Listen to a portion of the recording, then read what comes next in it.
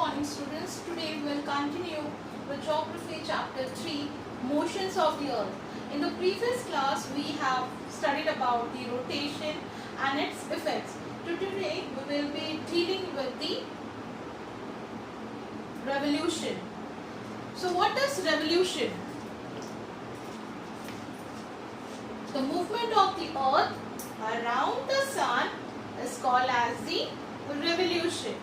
So the earth takes 365 days, 5 hours, 48 minutes and 56 seconds to complete one revolution. Okay, so it is said to be as 365 or 1/4 days. But it is seen that we have complete one full rotation. It is counted as 365 days. So what about 5 hours, 48 minutes, 56 seconds? That we count as 1/4 day. That is counted as 6 hours. That is, this hours is added 1 year, every year. So that year or 1 day is added after 4 years. That means after 4th year we have 1 extra day that is added, and that year is called as the leap year. And which month it is added? 1 day is added. It is added in the month of February.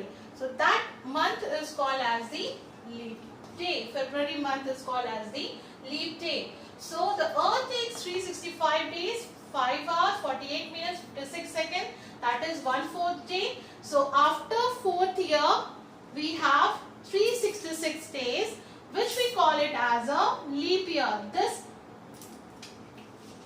5 hours, that is 6 hours, 6 hours, 6 hours, 6 hours.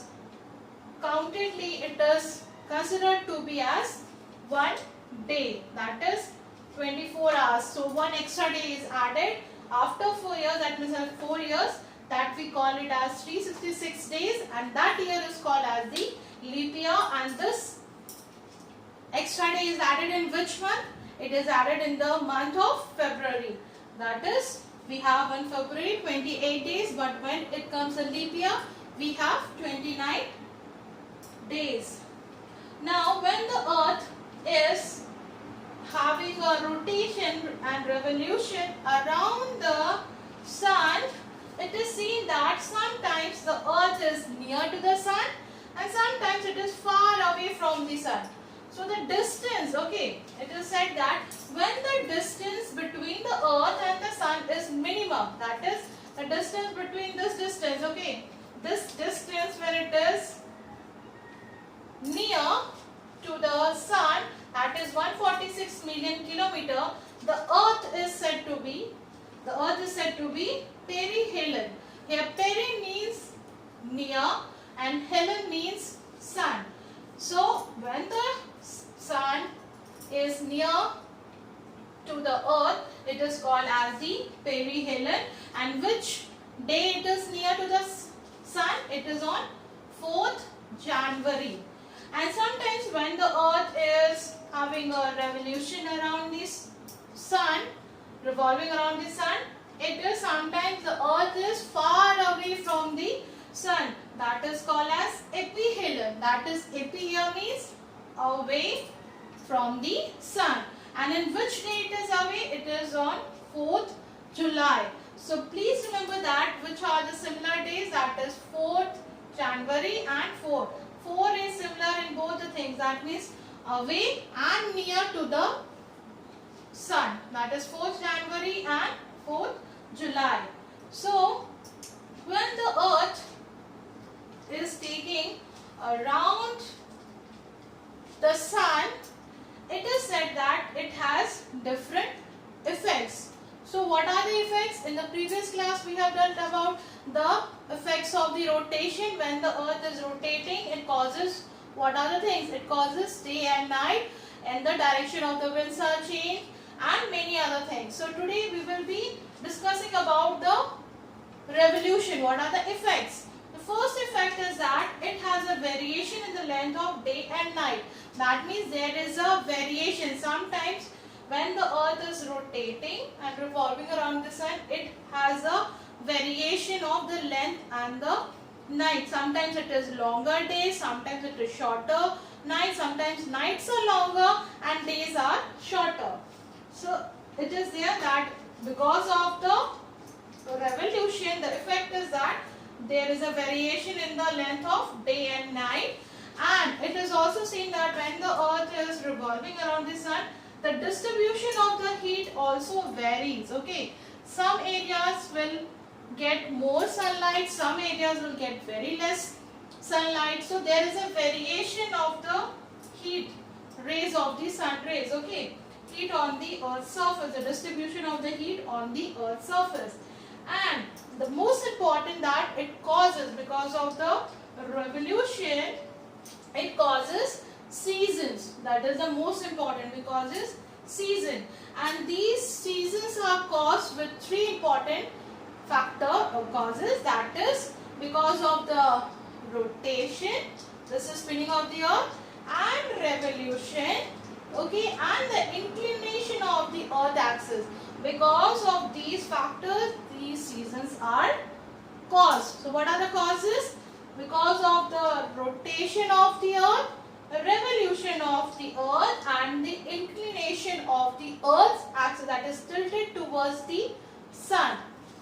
Now moving to the other features, that when the earth is taking a rotation and revolution around the sun, it takes 365 days to complete one revolution, that is 1 year. So when the sun rays, when this earth is placed in this position, I am making this with the help of this. So it is what we have seen, the sun rays are falling directly on which hemisphere? It is falling on the northern hemisphere. And we also talked about the important latitudes in the previous chapter. That which are the important latitudes? That is equator, Tropic of Cancer, Tropic of Capricorn, Arctic Circle and Antarctic Circle. So these are the important latitudes. So when the earth is revolving and rotating, you know that it is inclined, that is little bit tilted. So what is happening? I have placed in this position. So which area is getting the sunlight? Here I have drawn the Tropic of Cancer, okay, with a dotted red line. That this is Tropic of Cancer, this is Tropic of Capricorn. So which hemisphere is getting the light? In the northern hemisphere we are getting the sunlight, and it is in the Tropic of Cancer. Direct sun rays is falling on this. So this year, or you can say this, is called as the summer solstice. Okay, that is solstice, summer solstice. So this, when the sun rays is falling directly on the northern hemisphere, it will have which season? It will have summer season in the northern hemisphere, but it will be reversed in this southern hemisphere. That is, we will experience winter season. Okay, so in the upper, in the northern hemisphere, we will be having summer season. In the southern, we have winter season. And that means the sun is falling directly on the Tropic of Cancer.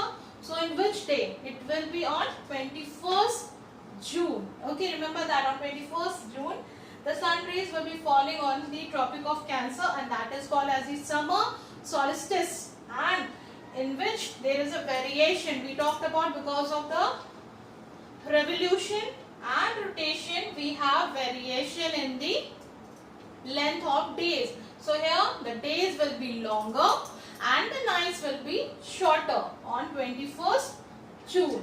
So now the earth is moving in this position, that means here.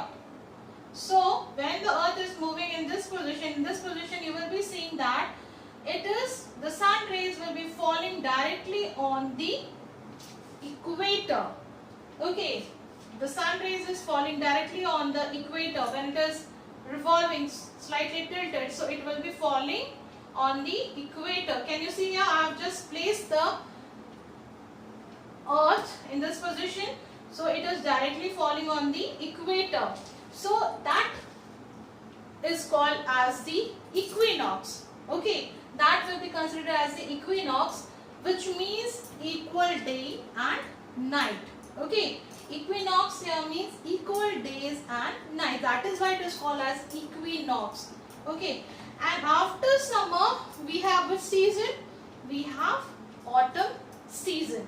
So we have autumn season here, and which day it is? It is on 23rd September, when the sun rays falls directly on the equator, making the earth equal days and equal nights in both the hemisphere, in the northern hemisphere also as well as in the southern hemisphere. Okay, moving to the other position. Now the earth is revolving and coming here in this position. It is tilted.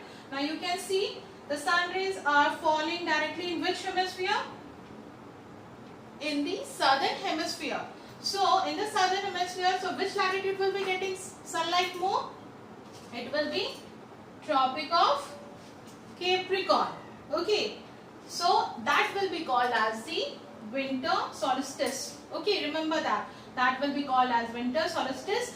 That means it will have longest day and short nights. And in which day it will happen?